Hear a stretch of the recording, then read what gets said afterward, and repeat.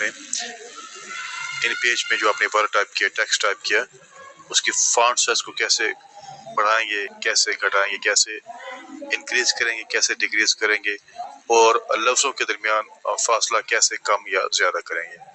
तो सबक को, इस लेसन को स्टार्ट करते हैं। सबसे पहले आपने उस इबारत को, टेक्स्ट को आपने सेलेक्ट कर लेना है। शॉर्ट की मदद से भी है और माउस की मदद से भी कर सकते हैं। तो अब मैंने इसका जो फॉन्ट बढ़ाना है और कम करें और कैसे करेंगे, तो कंट्रोल F9 प्रेस करेंगे तो इसकी font size control plus F9 की, और अगर आपने इसकी फॉन्ट साइज को बढ़ाना है टेक्स्ट की, तो कंट्रोल प्लस F10 की प्रेस करते जाएंगे तो इसकी फॉन्ट साइज जो है बढ़ जाएगी, इंक्रीज हो जाएगी। कंट्रोल प्लस F10, जितना भी आप प्रेस करते जाएंगे उस टेक्स्ट की इबारत की साइज जो है बड़ी होती जाएगी। ठीक है, F9 से कम होगी और F10 से फॉन्ट साइज बढ़ेगी, ज्यादा होगी।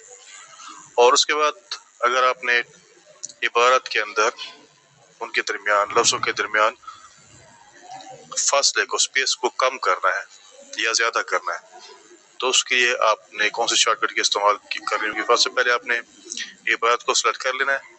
सिलेक्ट करने के बाद कंट्रोल प्लस F5 की प्रेस करेंगे तो लफ्जों के दरमियान फासला, स्पेस ज्यादा होता जाएगा। ठीक है, यहाँ आप देखिए स्पेस ज्यादा हो रही है, लफ्जों के दरमियान बढ़ रही है। Control plus F5। और अगर इस लफ्जों के दरमियान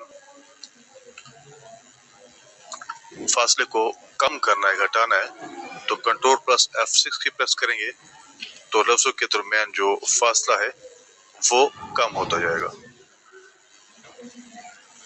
कंट्रोल प्लस F6। तो इस तरीके से आप अपने टेक्स्ट इबारत में, इन पेज में उसकी फॉन्ट साइज को बढ़ा भी सकते हैं, कम भी कर सकते हैं। फॉन्ट साइज को बढ़ा भी सकते हैं, कम भी कर सकते हैं, और लफ्जों के दरमियान फासले को कम भी कर सकते हैं और ज्यादा भी कर सकते हैं। तो ये दो शॉर्टकट की इस शॉर्ट ट्यूटोरियल में।